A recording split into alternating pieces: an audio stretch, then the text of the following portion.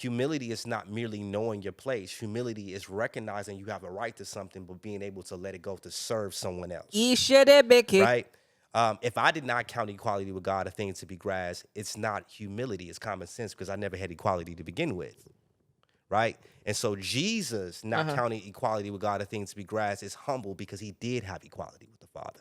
Right? And so this is the reason why it's great humility. And so Jesus is, so the writer here is saying, let this mind be in you, which was also in Christ Jesus, who had something, who had privileges, but let these privileges to go to serve the same people he created.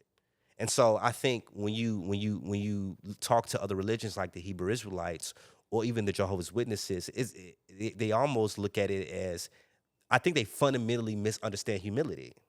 They don't understand what humility is. Because if you did, you would say, man, if the writer said he didn't count equality with God a thing to be grasped, which means he had to let it go, which means he had it. Yeah.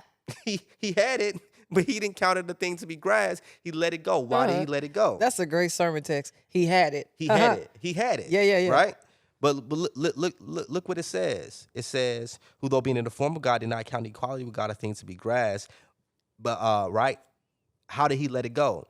By emptying himself, by taking on the form of a servant, right?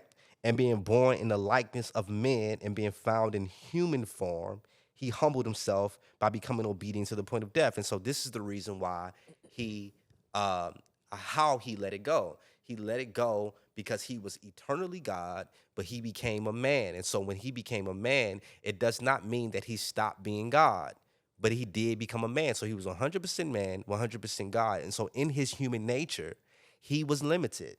This is the reason why we see scriptures and other scriptures like, how did Jesus not know the time that the Father, that he will return, or questions like this, because he was limited in his human nature. This is the reason why it was great humility, because the God who created us condescended and became like us while still remaining God, right?